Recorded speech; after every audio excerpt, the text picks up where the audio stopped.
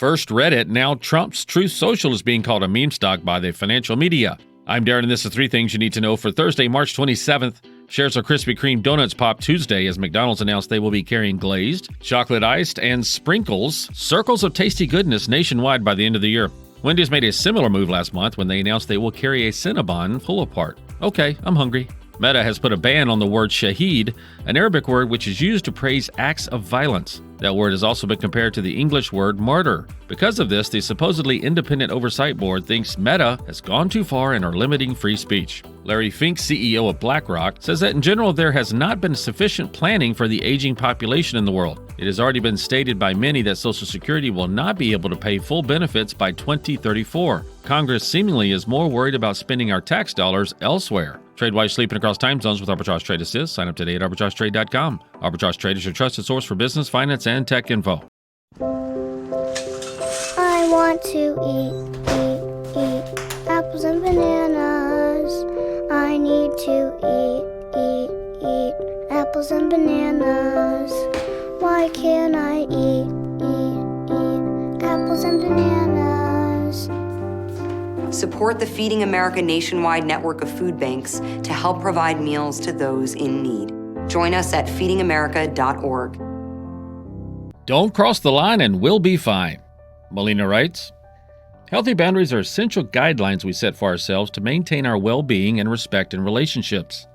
These boundaries define how we would like to be treated by others, what we are comfortable with, and how we expect our personal space and values to be acknowledged.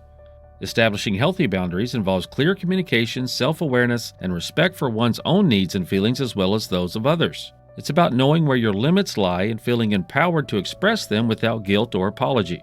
Healthy boundaries protect your emotional energy, promote self-respect, and foster mutually respectful relationships. Setting healthy boundaries with a manipulative person can be challenging, as these individuals may not respect your limits and often use emotional or psychological tactics to test or violate your boundaries. The first step is to recognize the manipulation and acknowledge your right to set boundaries. Be clear and assertive about your limits without being aggressive. Use I statements to express how certain behaviors affect you. Consistency is the key. Enforce your boundaries by calmly reiterating them whenever they are tested, and be prepared to take action if they are not respected, such as limiting contact or ending conversations. Remember, you cannot control the other person's actions, but you can control how you respond and how much access they have to you. In situations where boundaries are continually disrespected, it may become necessary to reevaluate the relationship and consider distancing yourself to protect your mental and emotional well-being.